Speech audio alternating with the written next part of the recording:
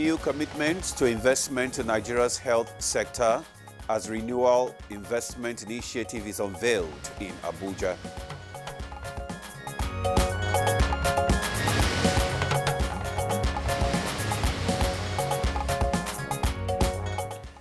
Ad hoc committee to restructure and resuscitate Bank of Agriculture begins work.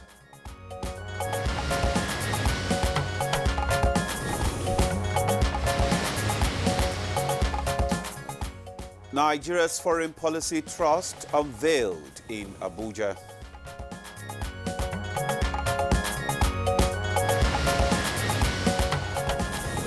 And today on Good Morning Nigeria, standardization of private security outfits in focus.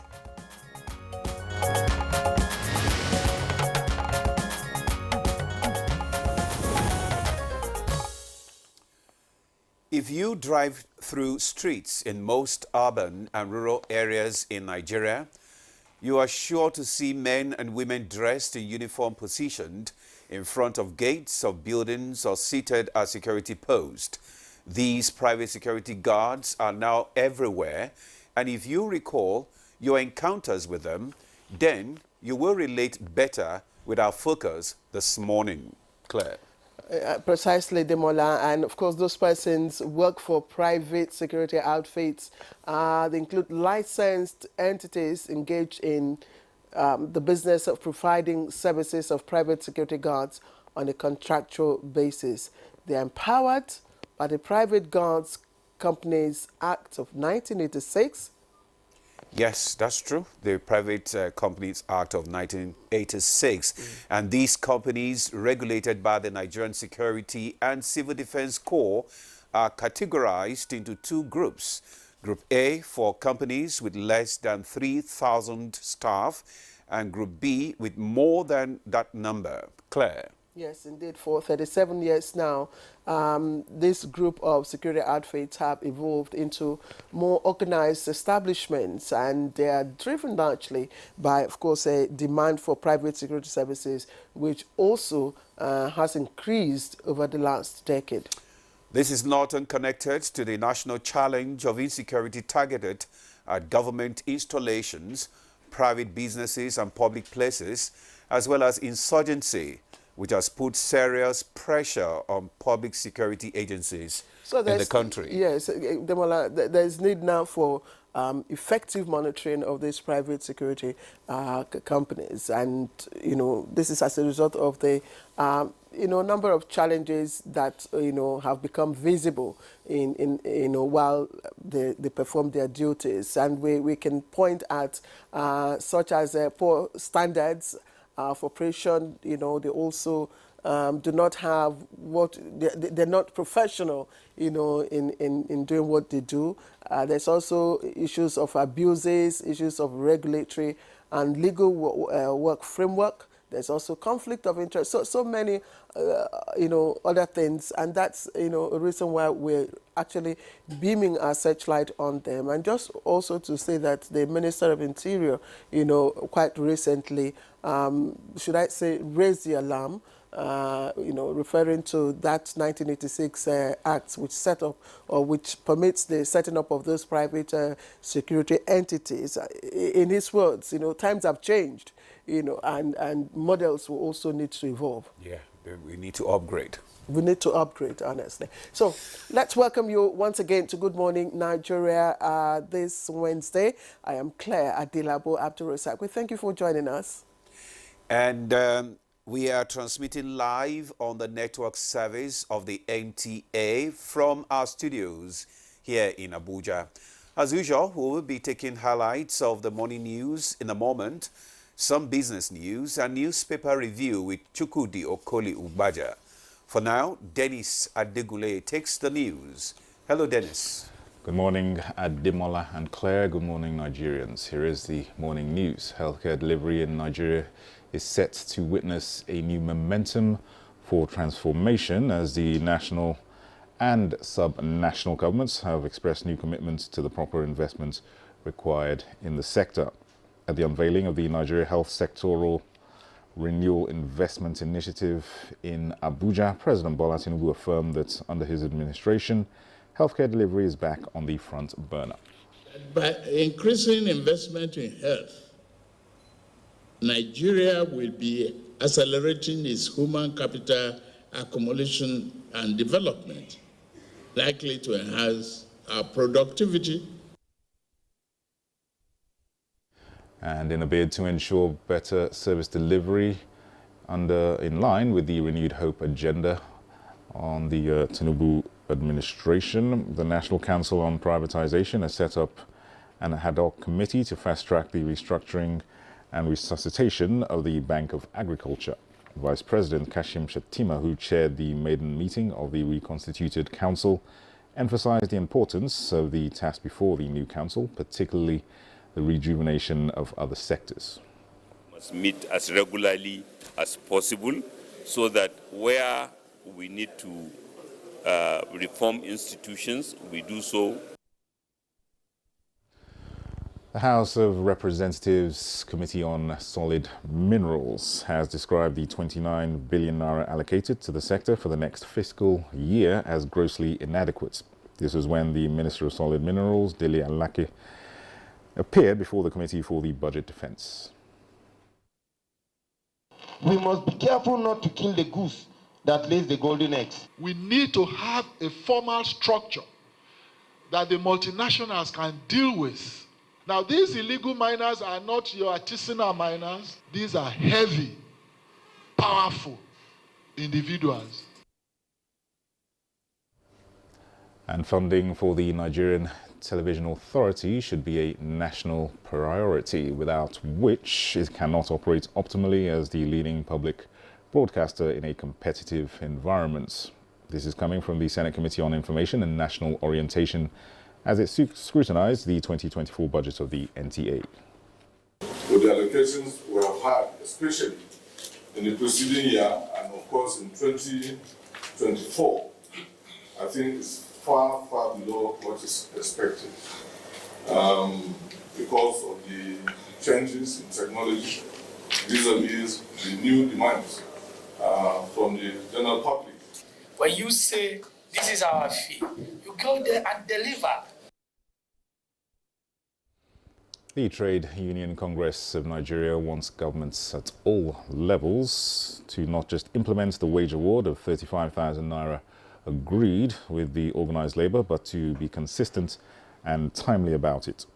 Workers' Union lamented a halt in payments of the money, saying many Nigerians are struggling to cope with the hardship resulting from long-term economic reforms. We wish to call on government to fast-track all the processes. We learned that they are currently putting some things in place to pay this money, but people are not ready to listen to excuses. All we want is that this money should keep hitting the account of our members until the new minimum wage is put in place. The federal government has unveiled a foreign policy thrust of the President Bola Tinubu administration with an exhibition that displayed Nigeria's diplomatic engagements. Minister of Foreign Affairs, Yusuf Tugar, says that Nigeria needs an apparent path to improve the lots of Nigerians. He was speaking during the launching of the administration's 4Ds foreign policy exhibition in Abuja. And that's the news for now. Good Morning Nigeria continues after this break with Ademola and Claire. Good morning. Nigerians' revenue performance is going in the right direction based on the recent indications.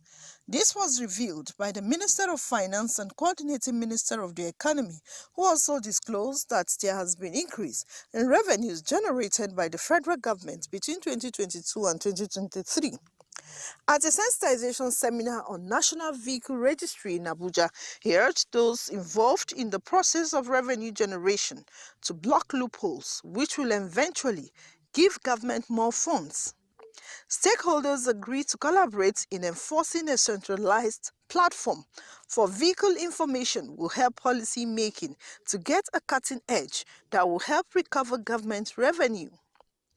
Some of the critical next steps include completion of technical integration with the Central Motor Registry, CMR, of the Nigerian Police Force and the National Vehicle Information System of FRSC, the Federal Road Safety Commission, as well as strengthening of the collaborative effort with the National Automated Development Council. In another development, the Minister of Marine and Blue Economy, Adegbenga Oyetola, has disclosed plans of his ministry to seek the support of the National Assembly towards the establishment of Coastal Guard as part of efforts to enhance security along coastal lines of the country. The minister made the disclosure when a delegation from the House of Representatives Committee on Marine Safety, Education and Administration, led by its chairman, Khadijat Bukar Abba Ibrahim, visited the ministry. The minister further pointed out that the establishment of coastal guard services in the country will enforce maritime laws, generate revenue, create jobs, and promote economic well-being and maritime security. Now to details of trading and the flow of the exchange.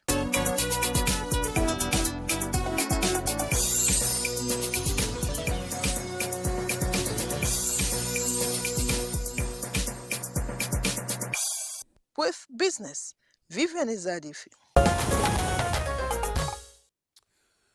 Thank you, Vivian, for the news, for the business news. Newspaper review is next on Good Morning Nigeria.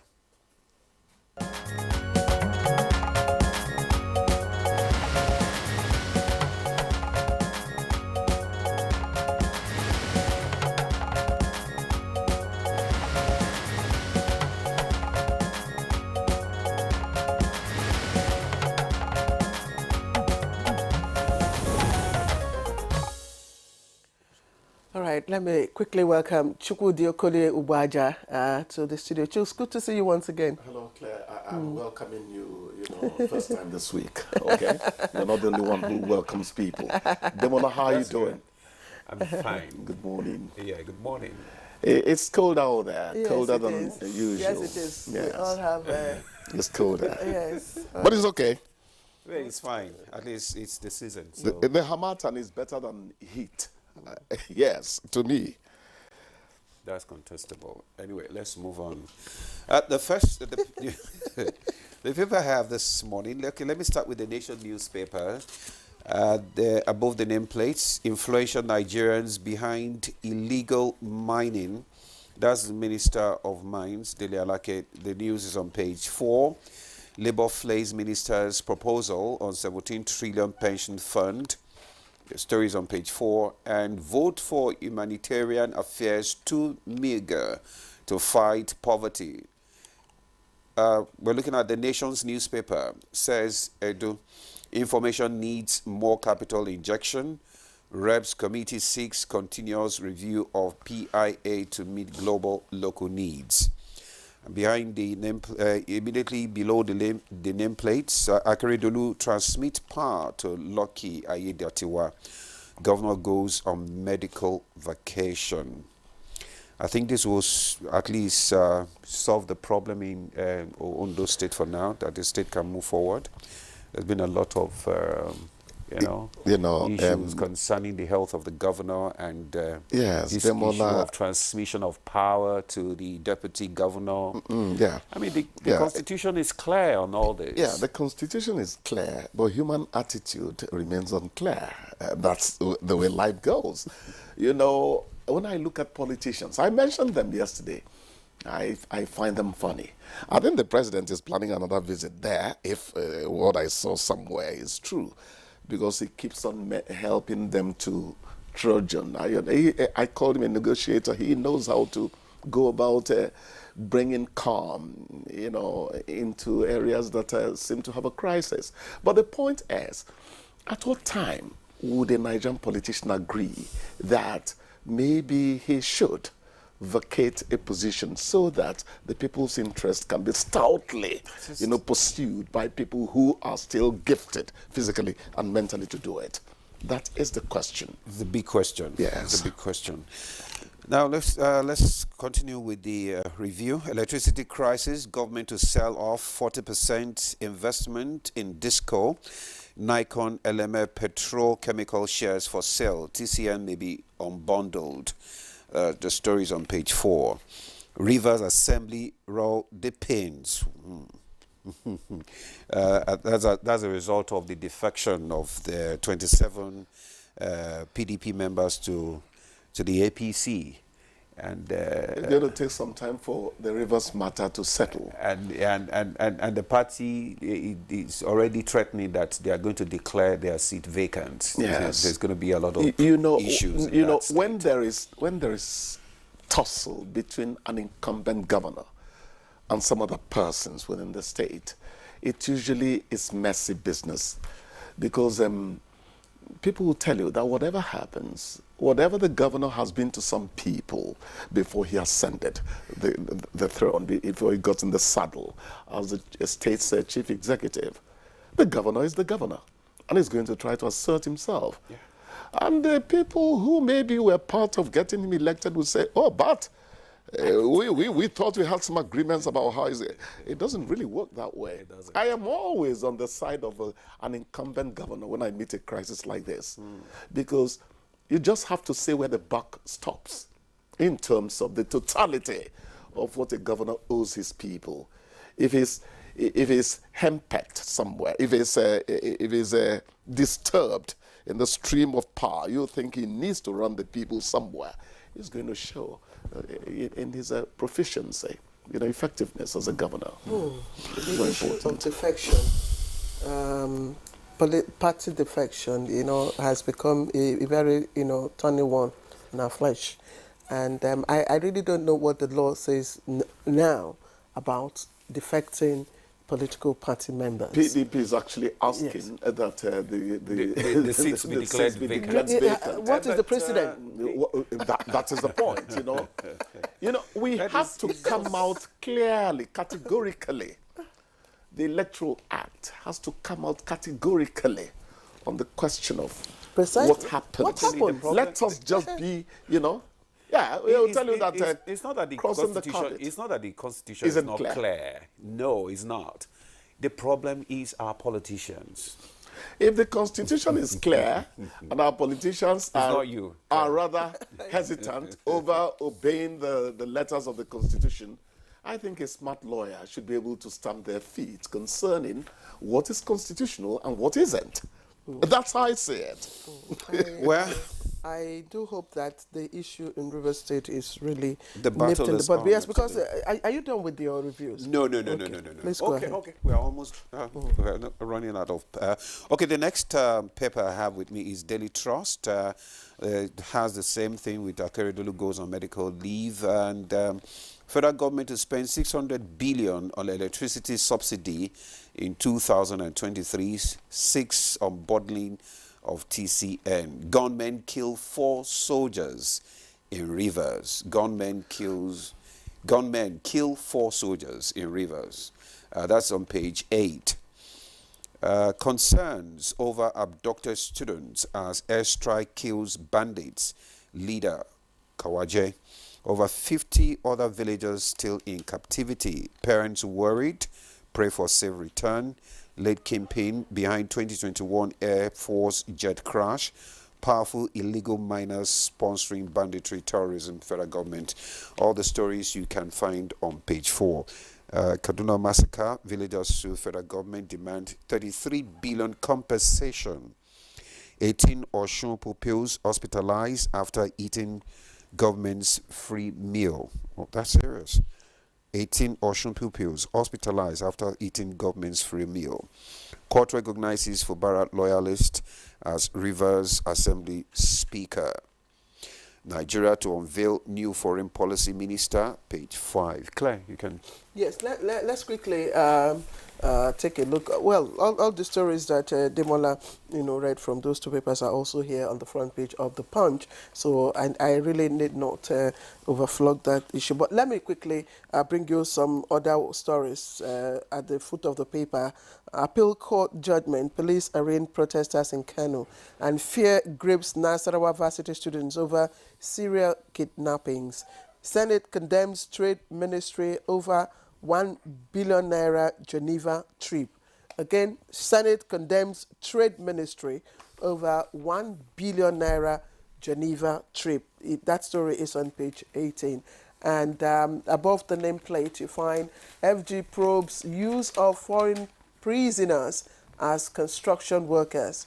Use of foreign prisoners as construction workers. Now that sounds strange. Federal government plans sale of 40% stake in discos and others. The story is on page 18. And court bars pro-Wike speaker. APC demands sanction for judge. Page 2. Okay, so let me also bring you trending stories on the front page of the Daily Times. And Daily Times is also heavy on the political tussle in Rivers State. Of course, it's talking about Rivers crisis there. And militant group Avengers allegedly sends message to Wike, and the riders there. Court holds Wike's men over assembly leadership. APC threatens judge. Party invites minister to join APC, and so on and so forth. Quite a number of riders there. And again, TUC threatens showdown over non-payment of 35,000 naira wage award. And, well, I think that's about the main story. And Chukwudi, again, back to Rivers issue. Militant group Avengers sending messages to Wike. I mean, what's the message to Wike? You should send messages to those party loyalists who have decamped, not to Wike. Well, Claire. Yes. I avoid politics. Because, indeed, but we should. I avoid politics. But let me say this. When you cast a stone, it falls there in the river or stream. It forms ripples. You're saying they should send messages to those who decamped and all that. What caused all this brouhaha, all the commotion, all the whatever River State is going through now? When I got to Port Harcourt, I'd never really gone to Port Harcourt till about 3 weeks ago. I saw the roads in Port Harcourt, and it was something else. I said, is this how all the road is? They said, yes. Why wouldn't they try to replicate in politics the beauty you see on Port Harcourt roads? Because that's smoothness, spelled fully. Why are we not going to try to spread the goodness the state is known for, the garden city is known for instance, into how our attitude affects politics? So it's not as easy as you think. They should send it to this one. They should. Why was the first stone cast at all? When the first stone is cast, the matter goes wherever it grows life into. I agree with you. know. We just, well, we are the onlookers. We're hoping that, No, we're not onlookers. Please, we are social engineers. Don't denigrate journalism. I like the way we're talking about it. You just said you're not a politician. You know. Yes. So. But I did talk about it a bit. You can comment on it. Yes. Yes, we're not politicians. We're not politicians. So we're only talking about it and bringing the information to the viewer, to the public. You know, hoping that they will find. They know their ways. Soon you hear it's a family matter. You see, so, actually, what Nigerians are hoping that the whole issues will be resolved. Precisely, in the amicably. interest Of people, of the people, since especially the Rivers people. One sentence, since we're talking, do you know that part of the Nigerian problem is that journalism took a dip? It hasn't died, but journalism is not what it was. The New York Times, a politician in the U.S. will tell you, you be careful. New York Times editors are watching. You have to be, Washington Post editors are looking at you. Nobody cares about journalists in Nigeria. Part of the problem is that many of these politicians have bought some of us journalists. So when we talk about these things, sometimes I say, hey, guy, you keep quiet. Your clan is not totally unblameable in these matters. Nigeria has to wake up again to what it owes itself. And it's a boo-boo situation. Everybody is involved. Let us all be part of repairing this country. Okay. Journalists have been bought by politicians. That's part of the problem we're going through. I was. They're not afraid of us. Sorry, I was trying to check the Constitution. What the actual provision of the Constitution on defection, and I got something. I hope I can reach it before the director says go. He's already calling for time. Yes, just a moment. Just a moment. In Nigeria, broadcasters read constitutions a lot. I don't see that. No, sorry. We want to. you know, it's good for us to know. Okay, according to, this is just a bit of it.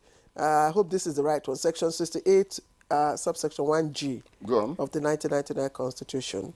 A member of the Senate or of the House of Representatives shall vacate his seat in the House of which he is a member, if being a person whose election to the House was sponsored by a political party, and he becomes a member of another political party. How does what you have just read pick jurisprudential power? That's the point. Somebody will tell you that there's another section of the Constitution that doesn't seem to support exactly what you've just said. That's why some people say maybe the Nigerian Constitution has to be looked at all over again. That's it. Fine. You have come up so glibly and all that. Is it as easy as that when the case goes to court? Like you said, the Constitution is there. Mm-hmm. It is clear. But is there a precedent to... Maybe it's clear to clear. No. It's clear. The letters are clear. The spirit is clear. But the interpretation, you know... So, like you said, you know, we just need to... The final point, Demola, is rule of law on the African continent. That's the final point. When I hear all the shenanigans that happen in this country and other parts of Africa, I'll tell you, Africans are not fighting tribal wars anymore, but their attitudes have not quite changed over how to live peacefully with their neighbor. It was one of the issues we discussed on Monday for the 60th ECOWAS Summit. The need for African leaders, especially politicians, to respect the rule of law. Thank you. That is it. We didn't get to speak. Thank you, Chooks. We draw the curtain. We didn't. Before you draw the curtain, you're always drawing this curtain. Before we just end, you know, we didn't get to talk about the 1 billion naira Geneva trip. Now you have to be sure that's exactly what they spent. I saw it. You have to be sure that's exactly what they spent. Well, you see, when you hear these things on newspapers, maybe some of them are designed to sell the paper. So you have to be sure of your fact. That's the point. That's what they call banner headlines. Exactly. All right, that's all we can take on newspaper review this morning. We'll now take a break. Claire will be back. Thank you.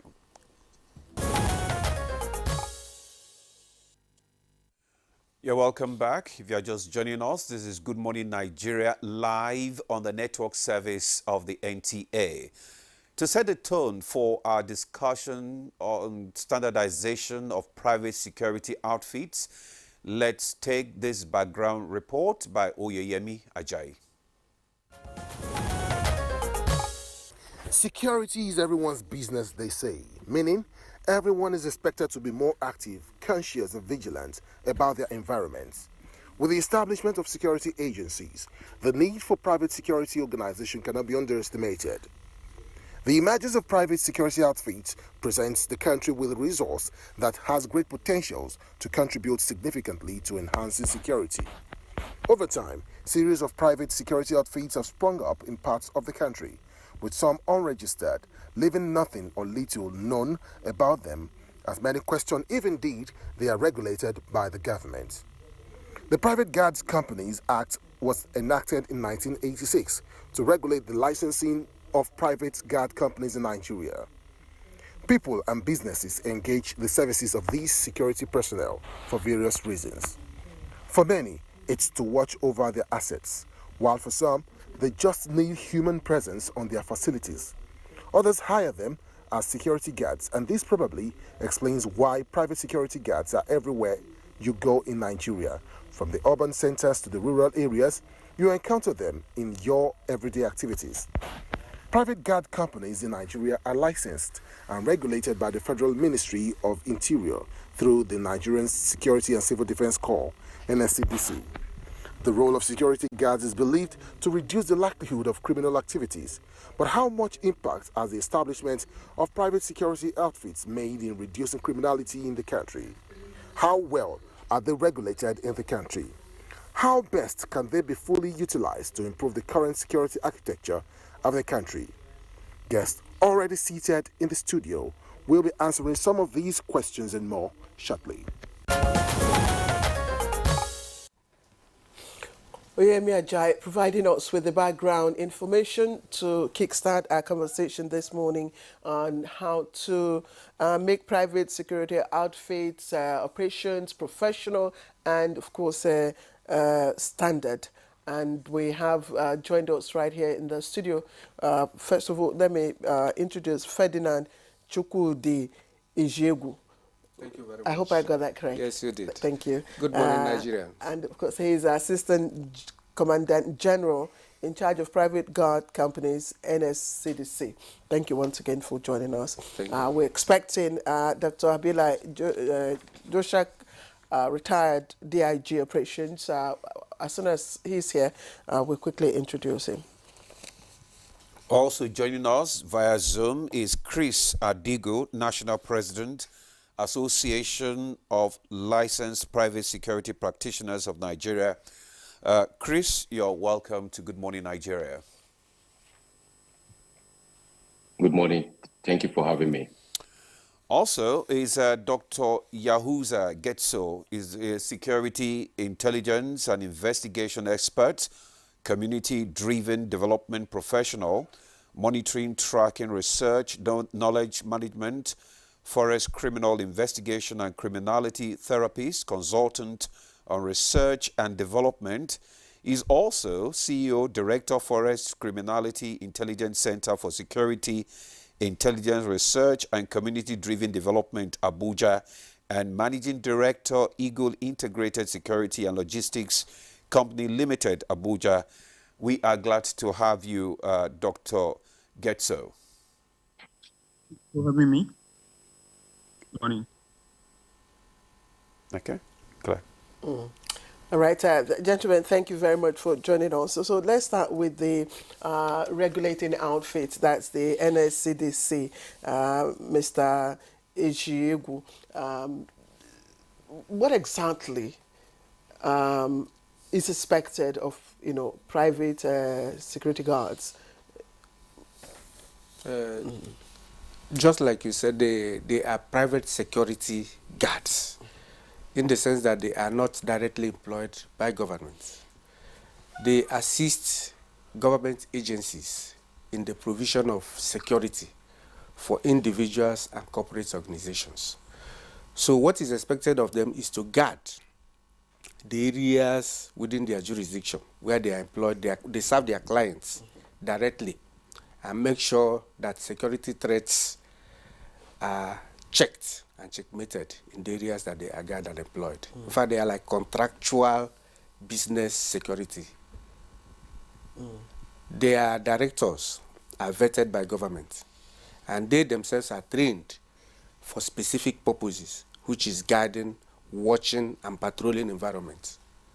That is what they do. So I don't know, just guarding, Yes. and patrolling. Yes. That's that their job ends there. No, So, it does not really end there, because they also help us in intelligence gathering. Okay. For example, there are situations where they see something, they say something, and they do it through the Nigerian Security and Civil Defense Corps. We use them, especially in intelligence, because they are scattered all over the place. They are virtually in every nook and cranny of Nigeria. So they give us information that we process into intelligence. And most of them are useful to us. who are these guards? Because we see so many guards everywhere. Private guards everywhere and Scattered anywhere. all over. Shops, markets, you name it. Yes. So are these ones also part of the security guards that we're referring to? The ones we regulate are the ones that are licensed. And the ones that are not licensed, if any, will not operate. Because every guard you see in uniform, the uniform itself is approved.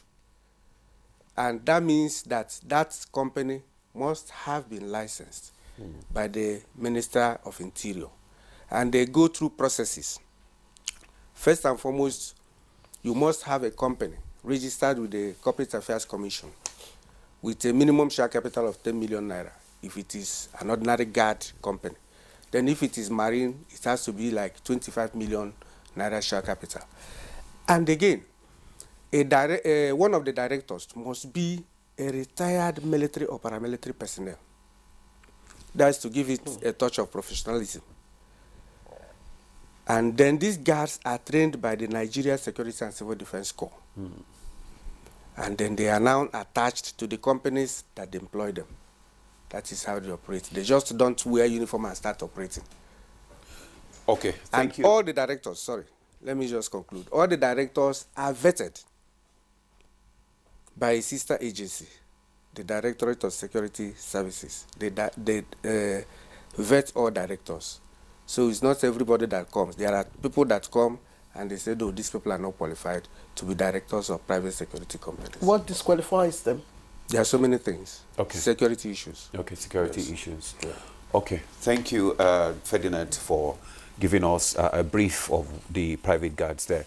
Let's join our guest, our Zoom guest, Dr. Chris. You are the National President, Association of Licensed Private Security Practitioners of Nigeria. Now, one major challenge, one of the challenges, that is already bedeviling the private security is the proliferation of unregistered and unlicensed private security outfits in the country, which we've just talked about now, because you just move around the streets, especially in the urban areas, you find different people wearing security outfits, and you don't even know what they do and what they belong to. And the act, states was very clear on it. That is the act, the 1986 Act, that those who are supposed to be registered. This undermines the effort of standardized the industry. So what exactly is the problem? What exactly is the main challenge of the private guards outfits in the country?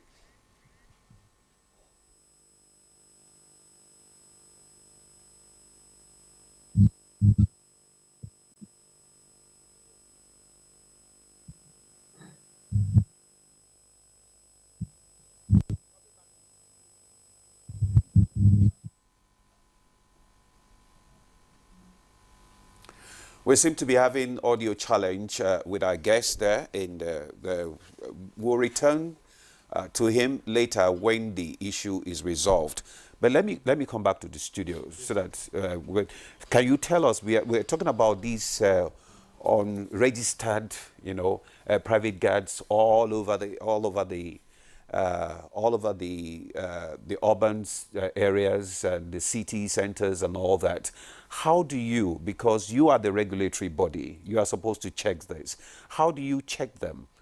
Do you have the monitoring, your monitoring system? How do you check?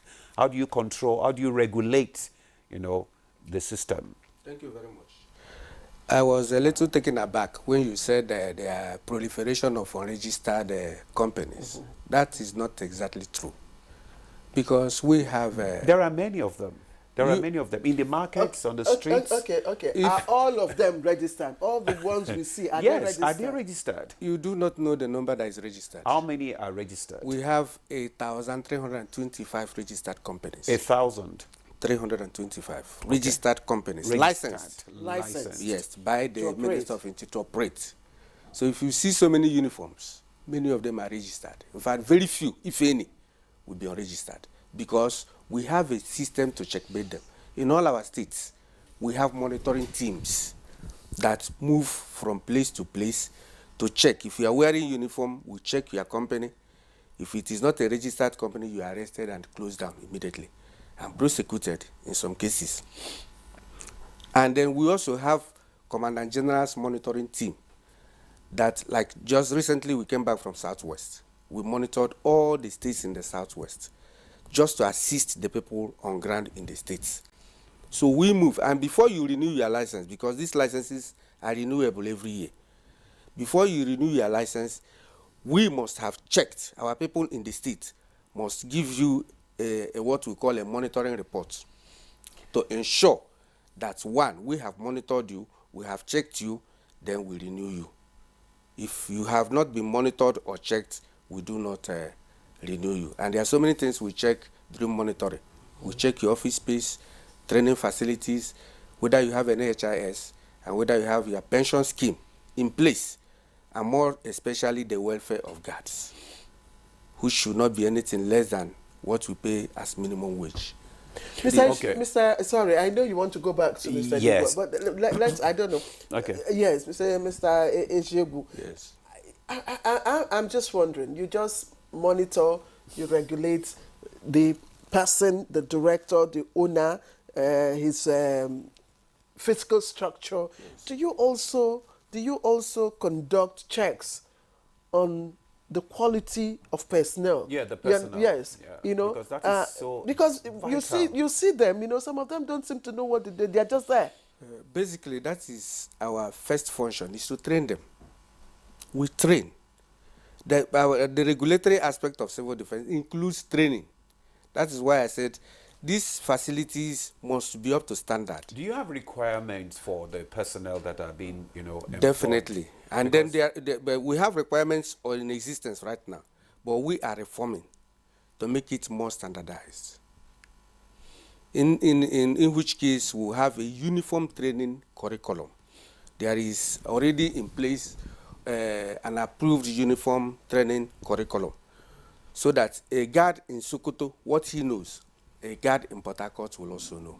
Okay. We are doing this in conjunction with all the stakeholders, including the president and his men that you just mentioned. Let's hear from him. Okay, let's go back to Dr. Chris, who is the National President Association of Licensed Private Security Practitioners in Nigeria. I asked you a question earlier on, that is the issue of the proliferation and unregistered and unlicensed, private guards, security guards that we have scattered all over the country. How do you, your association, sanitize, the system? Thank you very much. One of the biggest challenges we have in the industry is intruders into our business space. That is the quacks, the unregistered private security companies. It's been a very big problem. And I defer a little bit to what our regulator mentioned earlier. Some of them actually wear uniforms, and you find a situation where some of them even get big jobs. And the challenge, though, the PGC department, I would say they've been trying their best within the available resources they have, but taming these quacks has been a big problem. Even in some of our state chapters, we have situations where we even do joint patrol with the Nigerian Security and Civil Defense Corps just to identify some of these quacks and also take them down or lock up their businesses. But like every other challenge we have in our system, they keep coming up. So that has been a very big challenge for us.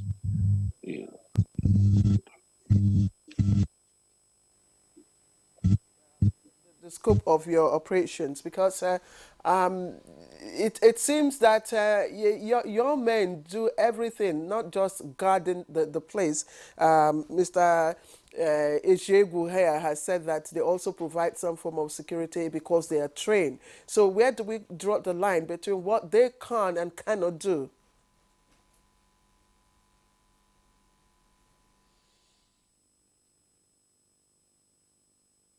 Can you take that question again, please?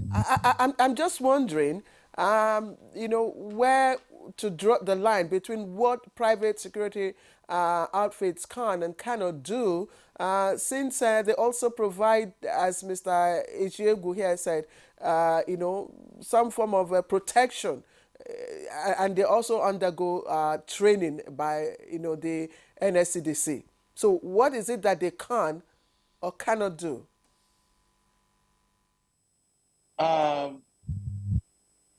We complement what the statutory agencies do in providing security and safety in public places. We cannot arrest. We can. Yes, we don't arrest. And in terms of information gathering, we train our men on observation skills, and the informations we get, we pass it to the state actors for them to act on. And we have a lot of challenges on our part in the sense that the act setting up the private gas company has a lot of restrictions, which has also impeded our service delivery. And that's why those are one of the challenges we have. The PGC Act, or the Decree 33 of 1986, is a big challenge in our service delivery, because we face the challenges the state actors also face, because we also carry out these social services, but in our duty post or in our bids, all we have is just a whistle. And that actually restricts what we do and how we can also offer these complementary services.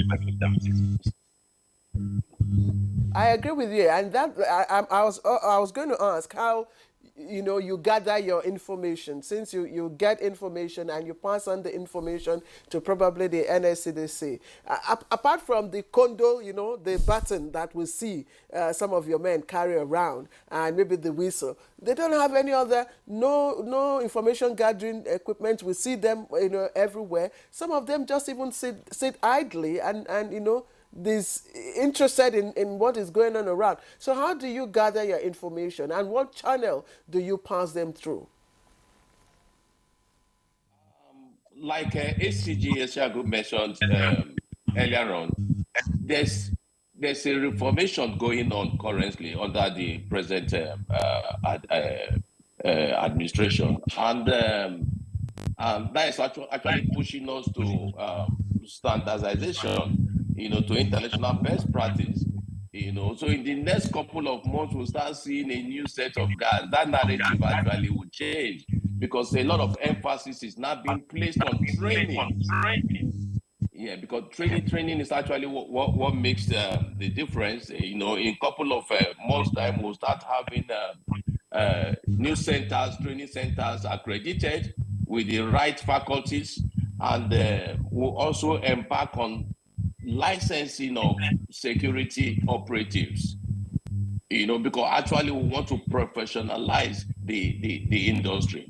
Unlike the way they take it up as just a casual job, that narrative is changing gradually, because we now want every security operative working in any home, office, mall, or guarding any national critical infrastructure to be licensed. So the gas job will no longer be a stopgap job. We want people to advance their career as security operatives. And that aspect of training is what we believe will make a lot of difference. And a lot of emphasis will be on that in the next couple of months and years. And we'll see a totally new private security industry. And I think we're taking a giant step towards that direction. Thank you very much, Chris, there, for giving us an insight into what your organization actually is doing to ensure standardization of the private security outfit. Let's bring in Dr. Gesto into the discussion. Dr. Gesto, you are also a security and intelligence investigation expert, and a lot of people calling and saying that the legal framework for private outfit actually is very weak. They are calling for a total overhaul of the legal framework. What is your thought on this? The reality is the fact that most of the private security outfits are merely just companies that register and operating using a very low quantity.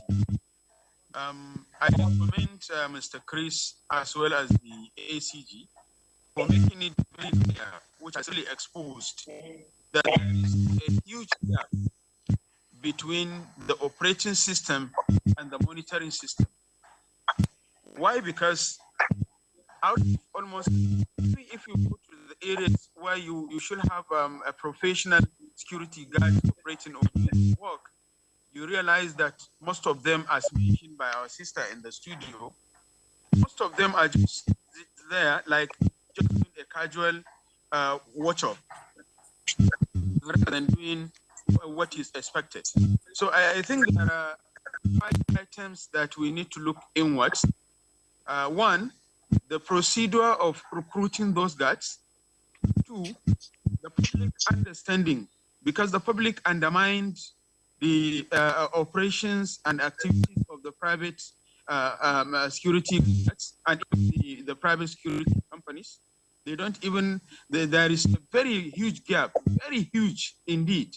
Huge, I mean huge, in terms of sensitizing the National Security and Civil Defense Corps need to sit up to their responsibility to also work hard to sensitize the public to even understand what is a private security outfit, what is expected of them, how do they relate, what are the distinguishing principles, doctrine of operations between the public and the state security outfits, and how do they correlate, and what are the expectations from those security outfits, private security outfits, and how do they gather information and share it?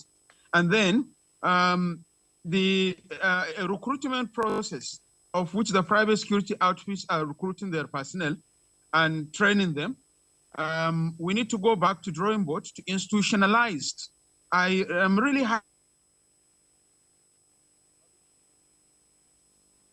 Well, we think we're still having some technical hitches there. But let's come back to the studio where we still have the Assistant Commandant General.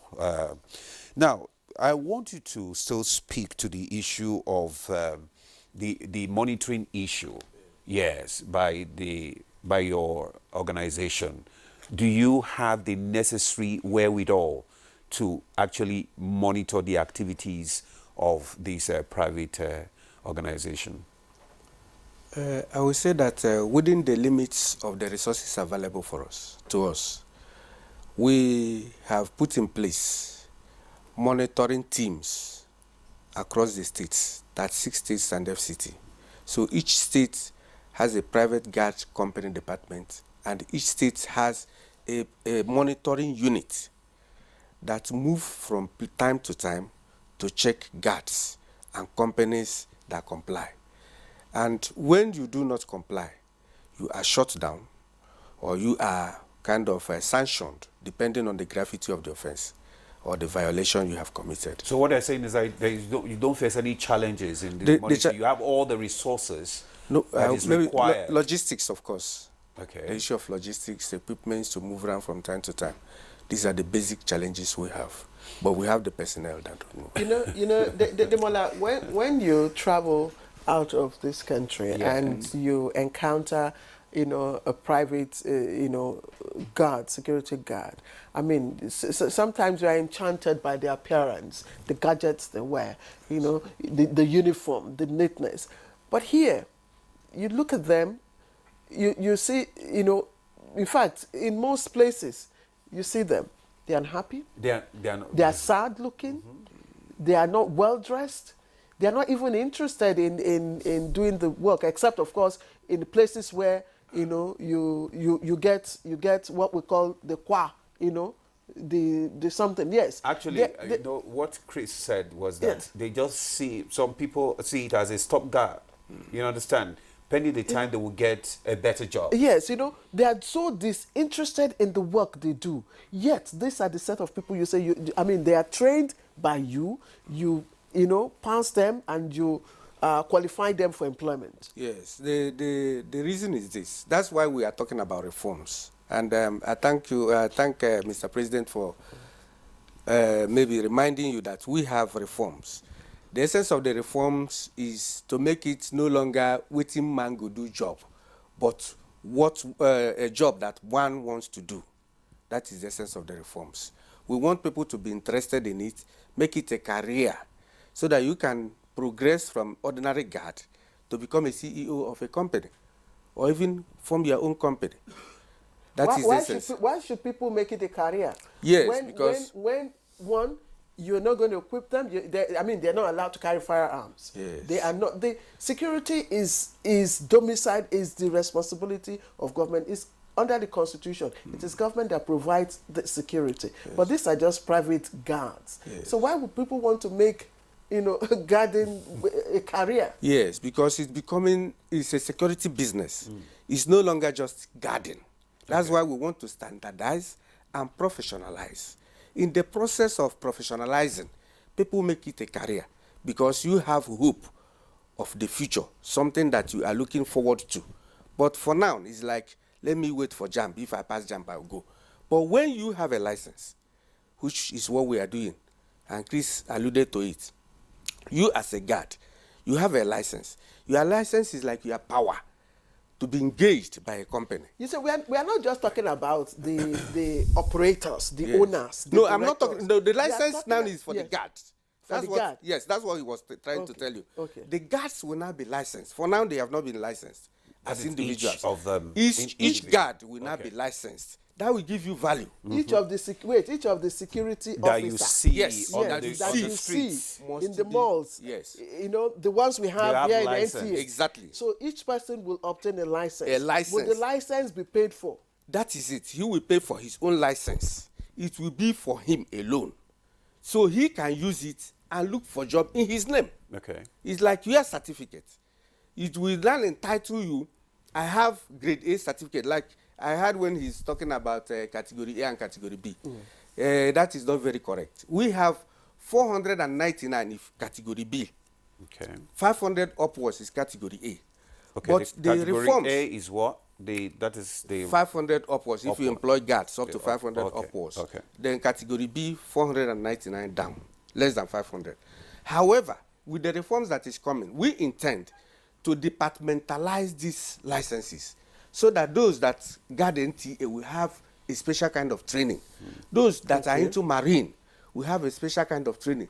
Those that are into aviation guarding will have a special kind of training. It's no longer just one license, you do everything. Okay. That's what we intend to do. This is basically paramilitary or military training. It is paramilitary training. That's what we have. Just a little bit below what it is. Okay. Yes. Will they be allowed to carry firearms? Because you see, for now, the law is specific and clear on it that they are not allowed to carry firearms. But when you talk about reforms, it's a growing concern. And with the training they will have, there could be, they may have other equipments, even if they don't possess firearms, that will enable them to operate more effectively and add more value to the industry. Yes, because part of their responsibility is to respond to emergencies. And for you to respond to an emergency, you need some light firearms for you to be able to, to face, whatever if something, God forbid, if something happens just around the corner now, the private security guards are helpless. They would also, take to their heels. Everybody will run away. So part of this, yes. That's what we have observed, actually. You are saying the truth, but the truth is that there is proliferation of firearms. And it will not be so easy to advocate that everybody, Dick and Harry, should start carrying arms. That is why the reforms is coming. And before civil defense started carrying firearms, we were operating, even without firearms. And we were doing well. No, but we're not advocating so we are thinking... what we're asking is what form of repositioning, what form of reforms are you going to provide for them to be able to attend to this aspect of their responsibility, this emergency, aspect of their responsibility? You have talked about other equipments apart from firearms for now. So if they have other equipments that will enable them to respond to emergencies, that would be okay. Okay. For now. Yes. Okay, thank you. Let's bring in Chris again to the discussion. Chris, I want you to tell us about the level of public awareness and sensitization on the challenges facing the private security organizations, one. And secondly, the issue of this review of the Act. Most people have challenged the fact that, or rather they have said that most times when issues like this are being carried out, that the organization, the body itself is not carried along. in all these review, in the making of this act, that you people do not even sit with the state government or even the federal government for you to be able to contribute into the discussion concerning your activities. Can you tell us more about that? And are you being carried along in all these review? Thank you very much. And I also want to thank you, those of you in the studio, for helping us make our case a little bit as regards what we need to do our work. But sorry, let me digress a little bit. I will come back to the question of collaboration or whatever on the arts. We all know there's proliferation of arms and ammunitions, and government want to cut down on light weapons, but you also find other security agencies not vetted as we are, like the vigilante, like the Hunters Council. They bear arms, they carry arms. We are licensed. You can trace every director or owner of a licensed private security company down to his or her roots. So I somehow differ on that. We need to be well equipped to also help support the state actors. And back to the question, the issue of whether we are being carried along, I would say for the 1986 Act or the decree, I think that the title actually clearly defines it, decree 33, decree number 33. I don't think we're carried along in that regard, but I will boldly and confidently say, in the current dispensation, everything that has to do with our industry, the government carries us along. And I believe when the act is amended or repealed, I believe the private security industry will have a very loud voice in the new act that will regulate the private security industry. All right, thank you. We'll get back to you, because we'd also like you to tell us, apart from standardizing this particular issue and making the private guards professional, we also would like for you to tell us how you also take care of their welfare, because the issue of welfare falls within your parameters. If you look at them, some of them are not even properly paid. Some are not even paid on time. So why is it that it is only those who guard the big malls, the big companies like the banks and all that, look reformed, look, I'm searching for the word now. Others elsewhere look beggarly. I'm sorry to use the word. It's a very sad note, because guards are not well paid, because the clients also don't pay the guards for the services well. Ideally in our industry, also with the regulators' directive in that regard, we do 70% payments to the guards and 30% for administrative charges. Then you now find where the minimum pay, which cannot take anyone home now, of 30,000.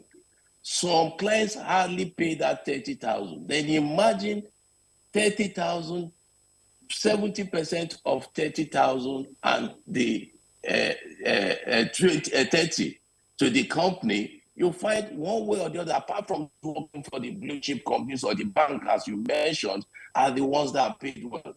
Even as at that, the guys are always the last to be paid in most of these establishments. They don't pay the guys.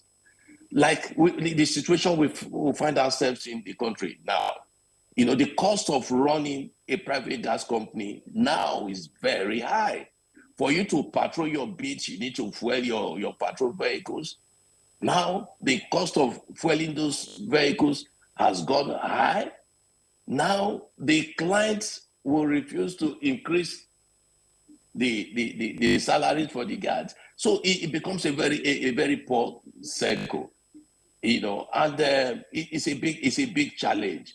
And also for most of our members also who work for government agencies, you find a situation where from source on a payment of probably 5 million naira, they would deduct the withholding tax, they would deduct the VAT, and that amount, part of it supposed to be what you're supposed to use for the payments of the guards. So you find the situation, they will say, okay, let's just hold on to that job. So there are a lot of things that we need to when we are reforming, the reformation needs to go a long way because the challenge is much, you know. So we are an industry that's available. If there's a problem in Nigeria, and I can say these 3 problems, is security. We have a that employs Nigerians, 4 million Nigerians, to help the state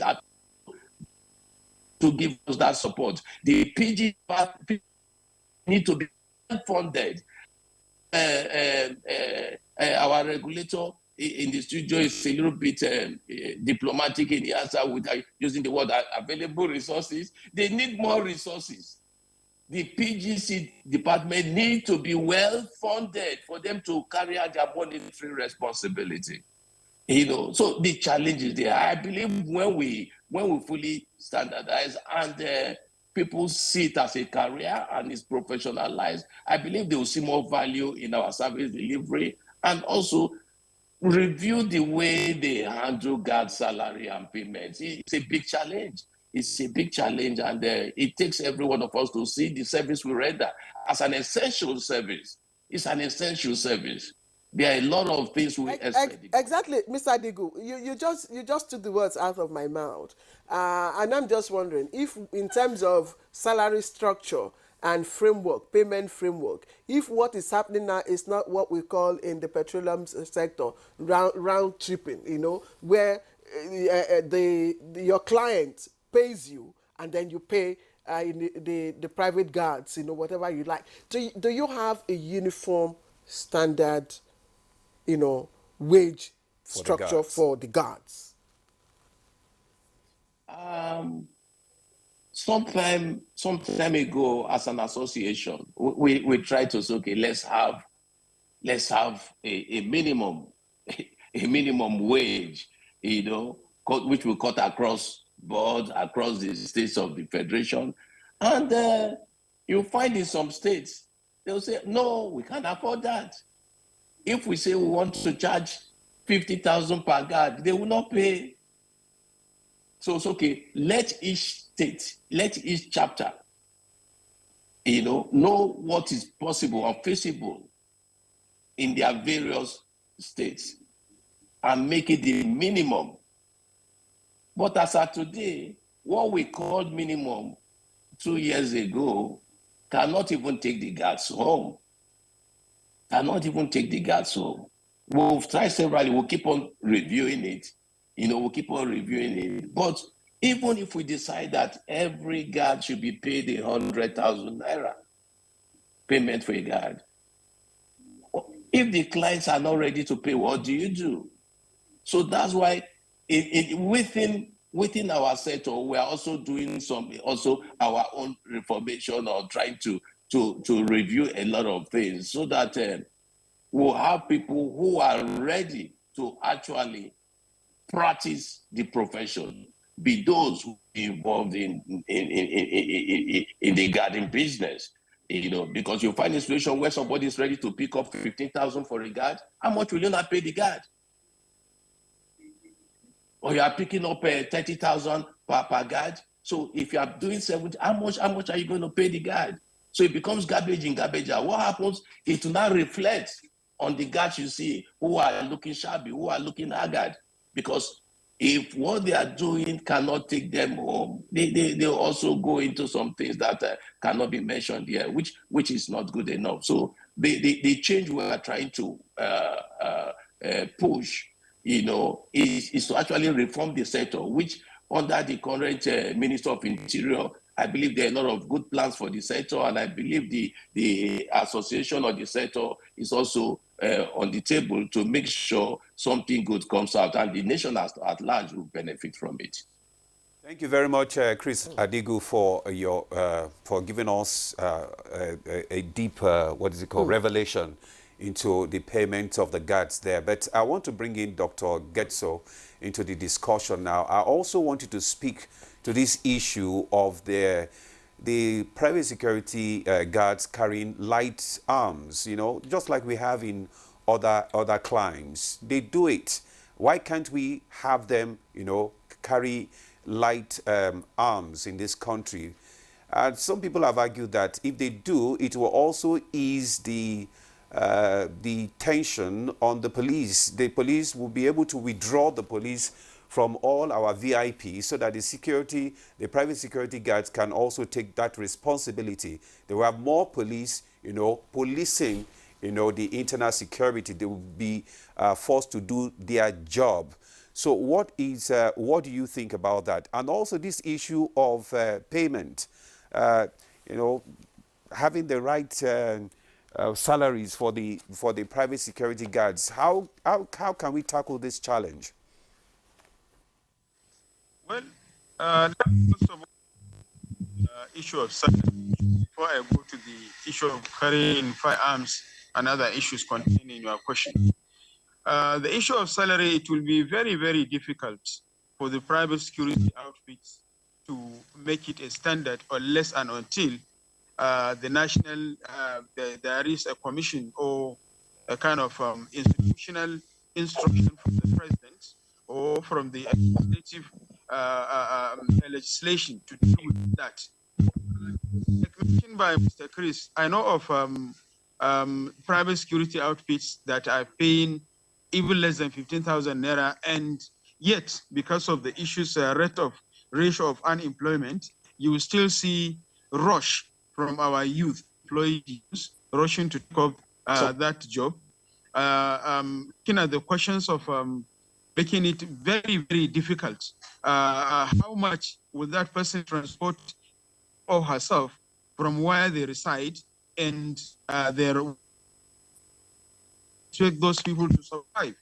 So it is really huge task for government regulatory agencies that used to deal with the issues of salary, kind of or act that will force or will make it a kind of to have a national dialogue between those engaging the private security outfits and salary regulators, so that there will be an enhancement and a change on how to improve on how much to be paid. I know that usually the money used to be paid to the account of the security outfits before the security outfits pays the money. But in the most of those who are in terms of operating procedure and in terms of the result, if there will be an improvement in terms of the results, in terms of the procedure, in terms of the operations of those security outfits, I am very confident that those companies or those private individuals who used to engage those security private security outfits are likely to look inward, how to review and how to improve and increase the salary. But it is really a very difficult, one of the most difficult business in the country, because you cannot have an ordinary capital to say that I will be paying from my pocket, then I will be investing, and there are no other investment opportunities, whereas those institutions or companies will be investing so that they can have additional yield to add on to the services being provided. On the issue of carrying arms, yes, of course. I think the regulatory agencies need to, as well as all the stakeholders, need to look inward on how to review the 1980s Act, so that it can enable the private security outfits, because part of the services being provided is private vanguard, private bodyguards, and other services which is being carried out by police, like you mentioned. It is really sad how we allow the police recklessly moving around with VIPs. This is expected to be the professional services being provided by these private security outfits, and for them to even have the capacity and ability to improve in their services and in the service delivery, they need to be some of the police responsibilities being carried out by the police need to be kind of reduced. So there is need to fix the operations of the police and the activities of the police. Yet, it is very, very important to allow the private security mangads to be having arms to some extent. But the question is, do they really have the quality to carry the arms? Do they really have the training to carry the arms? Where are the training institutions that they can attend so that they can have a minimum required training so that they can be able to have permission or a part of the license to be allowed to carry the arms? And do they really kind of are they really presentable in terms of their operations, in terms of the monitoring, in terms of the other challenges? Do the public really understand the concept very well? And what is the perception by the public and by those who are really engaging them? Because the assumption is engaging the police into our area or the police is very the cost is very high. So let's go for private vanguard. So the assumption is engaging private vanguard. Yeah. Sorry, Mr. Getso, just before we take our short break, I would like you to quickly, Dr. Getso, to quickly, enlighten us. Since you said the private security guards are not, well trained or disposed to carry light arms, how is the concept of vigilantes different from, private security guards? Like I mentioned, that is the legislation that need to be reviewed. There is need to revisit that act, and there is need for the legislators to come into it so that the Nigerian Civil Defense Corps and other security, formal security system need to checkmate who is carrying arms and on which legal background or on which legal backing is he or she carrying those arms. So there is need to harmonize. There are issues of lack of harmony. We need to harmonize our operation, and we need to harmonize our monitoring, and we need to harmonize our law so that we can understand what is really ridiculing and what is really preventing the private security outfits for carrying those arms, and why others like vigilante, as you mentioned. So it's the issue of legislation, actually. So as far as I'm concerned, if we can go back to drawing board, come up with revisit our strategy and our operations, the National Security and Civil Defense and other responsible agencies who are responsible to checkmate who carry arms and why carrying arms should be able to regulate. And then we also need to improve in terms of training and recruitment of this. I'm still on it. The quality of the training, the quality of the recruitment process of the vanguard, the quality of the individuals, and the quality of the monitoring, as mentioned by Mr. Chris, the challenges surrounding the monitoring, supervision, and the operations of the private security vanguards. There are questions that and challenges that maybe some of the reasons that are denying the private security outfits to have their personnel carrying arms. But these can easily be addressed. Thank you. Legal framework. Thank you, Dr. Getso. Thank you very much. Again, when we come back from this break, we will look at the quality of the training that NCDC is, given, of course, to the private guards. When itself, it's also challenged by, death of personnel and other issues. But we will take a break, and when we come back again, Demola will also be introducing, of course, our next guest who just walked in. But let's go for a short break. Yeah, welcome back. You're still on to Good Morning Nigeria, coming to you on the network service of the NTA. And our conversation is still on standardization of private security outfits in the country. Now, we have our guest that has just joined us, Dr. Habila Joshak. He's a retired DIG operations. Thank you for joining us for this conversation on Good Morning Nigeria. Thank you for having me. Oh, okay.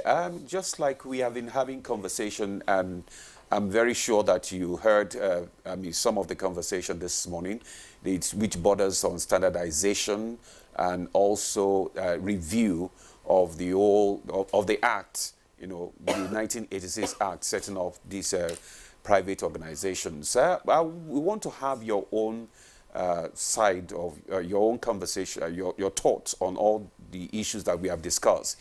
The issue of having a standard, take-home pay for these security guards. Then the issue of the light weapons, which is debatable, because a lot of people are saying that it's going to be misused. But in other climes, we have, private security guards, carrying arms and well monitored. Then the issue of monitoring itself, because these people are saying that the NSDC, that is the security outfit that is in charge of the monitoring, they are not adequately funded to do this monitoring. What do you have to say? Yeah, I want to agree with you that there are a lot of concerns as regards to getting those who would be responsible for policing the space in Nigeria, from the police to the civil defense. It's not it's not a decision that is not to be done. It's a good decision to have layers of security agencies of the government, like the civil defense. Private security companies also should be put in a stream, and to be able to identify who are those that are responsible for, recruiting those individuals that would be private security companies. And the civil defense actually have not lasted long, but they've been able to show that they are a very good individual for the security of this country. You remember also that their training started with the military. I think the military took up a large chunk of their training. And you know that there are differences in training. When you talk about the military are taught properly that they must account for a bullet. The military accounts for the bullet. And so you shoot not to maim. You shoot to get a result. You've already agreed that the person you are going to bring down is a criminal. But for the police, we are restrained because we police the space of a country, and we are not allowed to go deal with people by bringing them down. And that's why our process, the process of the Nigerian police is that you shoot to maim. Okay. You demobilize. And that's why in all the training they will tell you at the knees, you bring the man down, you demobilize him for you to know what it is. But you don't go straight to bring him down and to kill him, because we are taught, that this is your citizen, and for whatever reason, you demobilize them. Okay. And so I was also thinking that the civil defense too will do better if there's this synergy with the police, because it does appear as if they have occupied a space that is very, very important in bringing security in Nigeria. And so the civil defense, we've worked with them, and a lot of them have been able to pay, the price. A lot of them have been able to show their ability. So I was thinking that the training must stream along with the internal security, the police. Other security companies must also look at what the police is doing, because the police have said you just have to demobilize because you're dealing with your country, it's your citizen. But I know most of them were trained by the military, but the military must account for one bullet.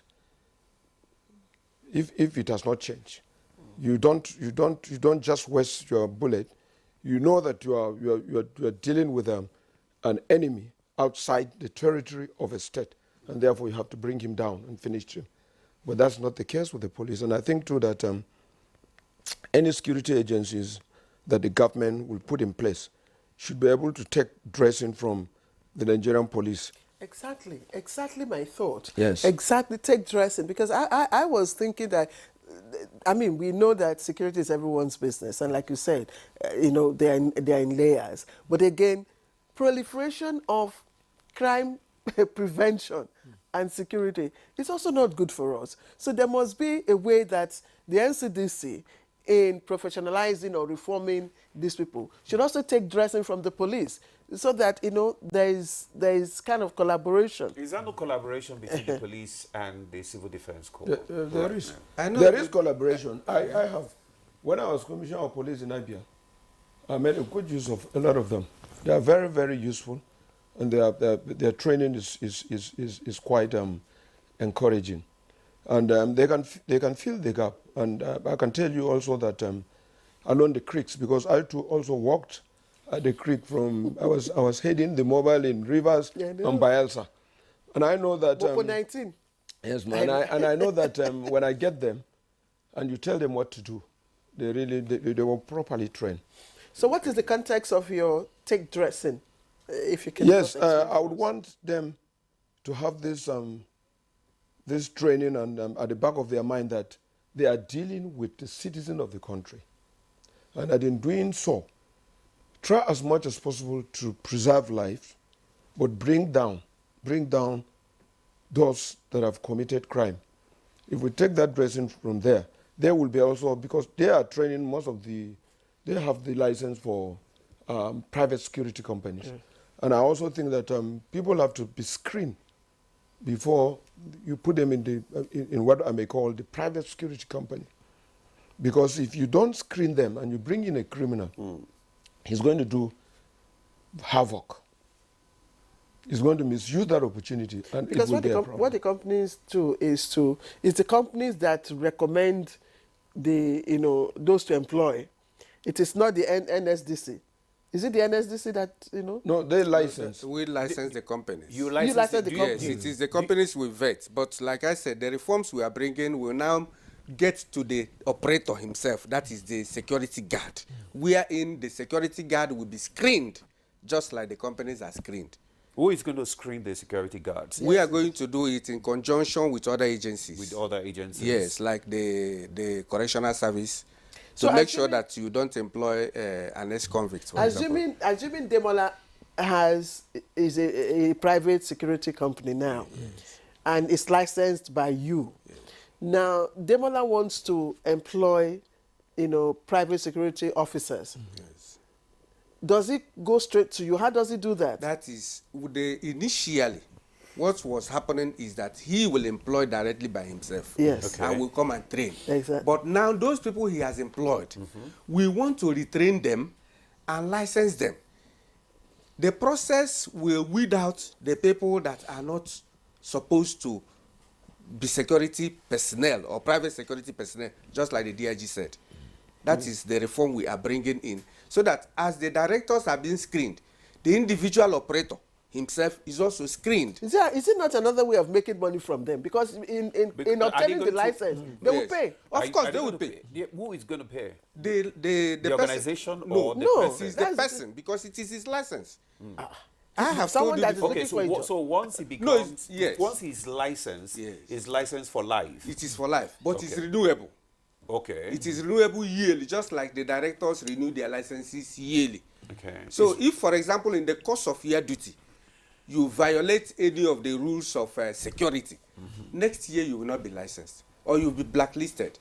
That is the essence of the reforms. So that the individual guard himself will have a license that will enable him to operate. It's like your certificate. It is a certificate that enables you to look for work.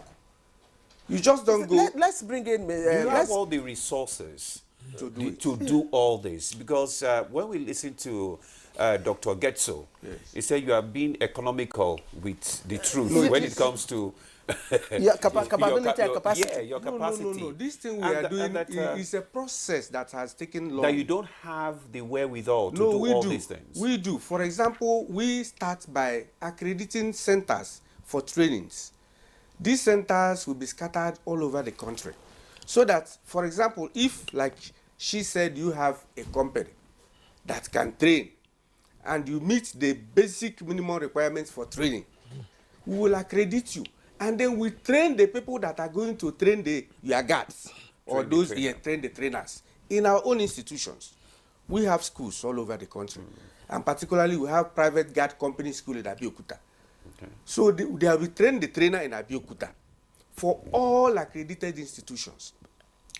When after the training, then these trainers will now go to their institutes or centers to train the guards to be licensed. We will also be in the centers to supervise the training that they undergo. Okay, let's bring in Mr. Adigu.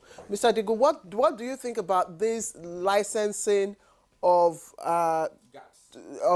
to be employees? Security guards. Security guards. Like the ACG mentioned, the model in place now is the one we are trying to rejig. Now, because of the limited resources on the part of the PGC department, the guards prior to this time were not licensed. And it's dangerous because the companies are the ones vetted and licensed. These companies go on to employ operatives to work for them. These operatives are the ones we send to your homes, to the malls, to guard critical national infrastructure. But what the government is trying to do now is that every security guard now must be trained to be certified and licensed. So now it's possible to track a guard, because definitely it will be linked. There will be a biometric credentials captured, linked to the National Identity Management Agency. So apart from the training, which will now have a unified curriculum that will cut across board on basic security training. And it's not just like, I think I mentioned earlier on, or the ACT mentioned, it will not just be an open-ended license. So those who will be trained in marine security, that will be a different category. For domestic homes and aviation security, so they need to be categorized, and also leveraging on that. I also believe, let me come back to bearing of arms now. I also believe when we now come after the training and when we now have different categories, we can ask, okay, this particular category should be allowed to bear arms. This particular category that doesn't require, so we segmentalize or categorize different security outfits, but everything boils down to training, because I also strongly believe that the difference between a regular policeman and a mobile policeman is training. The difference between an American SEAL, Navy SEAL, and the regular U.S. Army is training. So that is why, as an industry, as an association, what we've been trying to do in recent times is just want to emphasize on training, because training is what makes the difference. Training is what will give us that latitude to actually professionalize the industry. So that these guards will see themselves, there will be dignity of labor. They will see that, we are professional security operatives. And the beauty of it, we've never had it so good in a country, because our president was once a security guard. Even the minister of Interior also was a security guard in UK some time ago. So we have people who are the helm of affairs who have experienced our industry. So we don't have a better time than what we have now. And I believe if all hands are on deck and all stakeholders work towards ensuring that this sector is standardized, because our spread is our strength. An industry that employs over 4 million Nigerians, one of the biggest employers of labor in the country, and the biggest employer of youths in the country, if well standardized and professionalized. Because I also strongly believe that security drives economic growth. We have a lot of tourist centers, a lot of places. If those places are secure, they will bring in direct foreign investment. If people know that their lives are safe within the country, a lot of things, it promotes the economy of the country. So I also appeal to the government, I appeal to the regulators to see this sector as a sector that will also help drive economic growth in this country. It's not a sector that will look at, oh, no. We have the men available. The same crop, the same market will recruit men into the Nigerian police force. The same market will recruit men into the Nigerian Army, Navy, Air Force. In the same place, we also recruit these security guards. What makes them Nigerian Air Force or Nigerian Navy is because they are trained. So if we also train this crop of youths well, they will also help greatly in the internal security management of our dear country. Thank you very much, Mr. Chris, for your thoughts there. Now let's join Dr. Getso on this issue of the cost.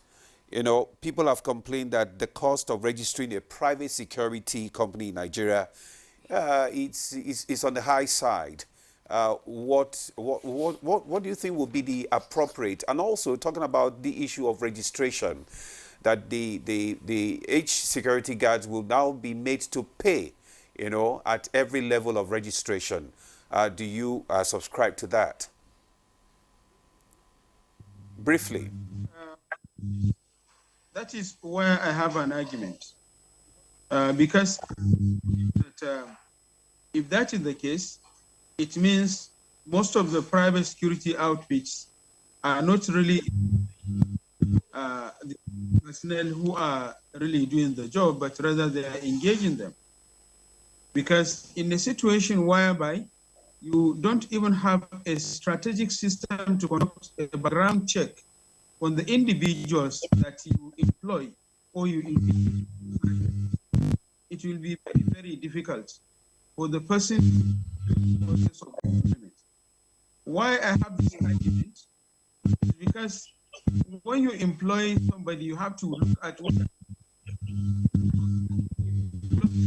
as far as national service is concerned, because you are expected to pay, to engage the person to have a house, have a pension, have A, B, C, D, E, F, G in the of engagement or of employment.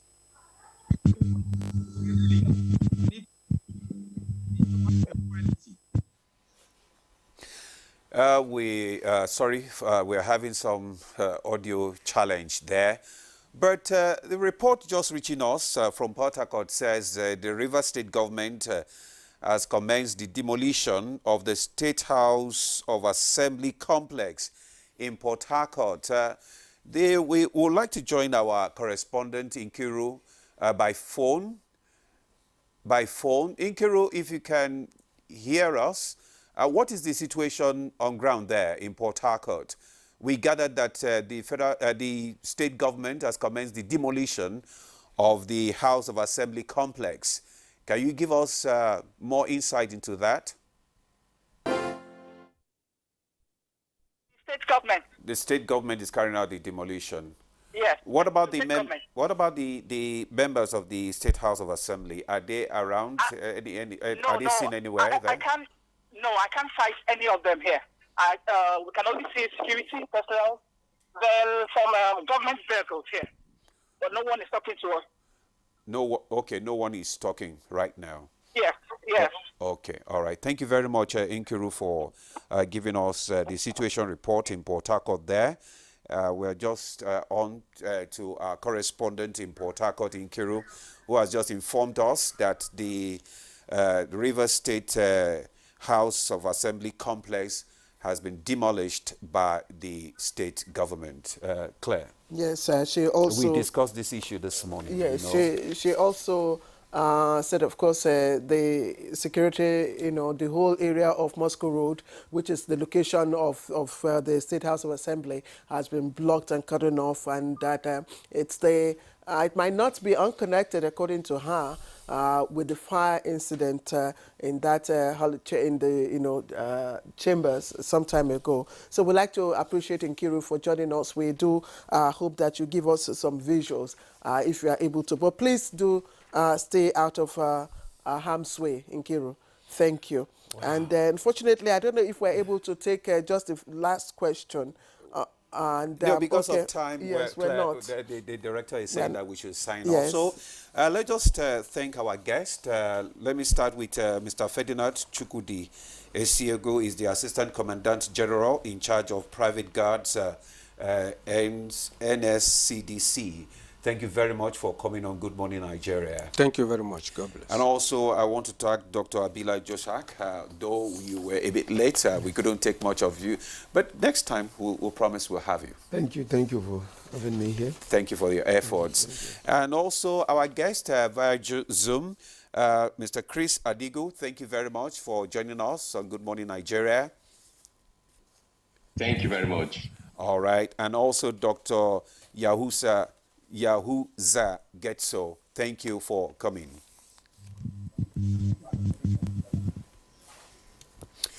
Well, that's all we can take on Good Morning Nigeria this morning. And from me, it's Ademola Adeoye. Thank you for joining us and have a wonderful day. And from me, Claire Adelabo Abdurrazak and the GMN crew, have a wonderful day. Bye-bye.